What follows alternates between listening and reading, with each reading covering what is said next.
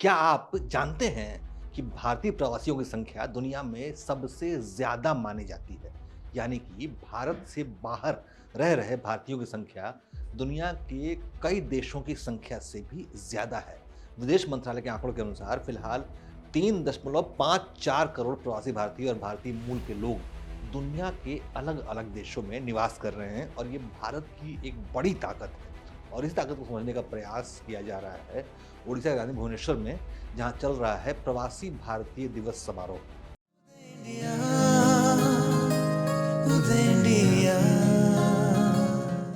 नमस्कार, उदय न्यूज़ स्वागत है आपका। मैं हूं अंशुमान आनंद। भुवनेश्वर के जनता मैदान में 8 से 10 जनवरी तक 3 दिनों का प्रवासी भारतीय दिवस कार्यक्रम शुरू हो चुका है। इसमें शामिल होने के लिए दुनिया भर के भारतीय यहाँ इकट्ठा हो रहे हैं।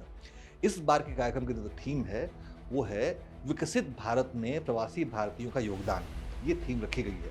एक अनुमान के मुताबिक इस विराट प्रवासी भारतीय समारोह में 5000 से ज़्यादा मेहमान जो है वो शिरकत करने के लिए पहुंचे हैं, जो दुनिया के 50 से भी ज़्यादा देशों का प्रतिनिधित्व कर रहे हैं। वैसे तो ये देश में आयोजित होने वाला 18वां प्रवासी भारतीय कार्यक्रम है, लेकिन इसका आयोजन पहली बार उड़ीसा में किया जा रहा है।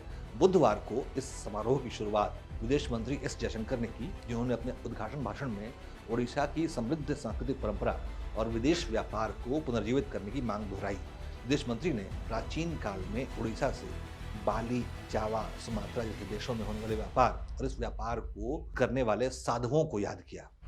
In many ways, you can say the Lukis policy actually has a historical origin in this state called Bali Yatra.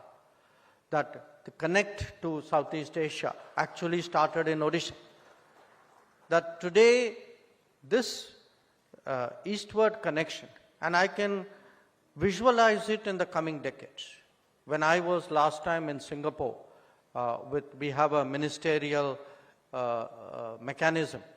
One of the important subjects we discussed were green shipping corridors. So whether it is, orthodox shipping, whether it is green shipping, whether it is power grids, whether, as I said, it is resources, the value adds on it, the potential for trade based from Odisha is really enormous.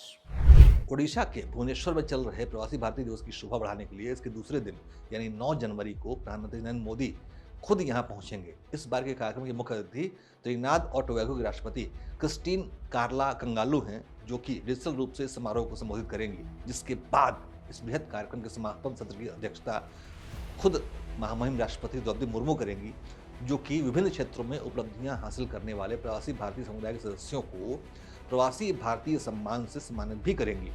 कार्यक्रम के आयोजकों ने बताया है कि इस कार्यक्रम में शिरकत करने वाले 5000 से अधिक प्रवासी भारतीयों को भुवनेश्वर, पुरी और जाजपुर जैसे उड़ीसा के 21 स्थानों की यात्रा कराई जाएगी, जिससे कि उड़ीसा में इंटरनेशनल टूरिस्ट की संख्या बढ़े, क्योंकि ये सभी प्रवासी भारतीय अपने अपने देशों में उड़ीसा की प्राचीन विरासत और प्राकृतिक सौंदर्य की कहानियाँ लेकर पहुँचेंगे, तो वहाँ के दूसरे पर्यटकों की भी उड़ीसा में घूमने में रुचि बढ़ेगी। जय हिंद, जय भारत।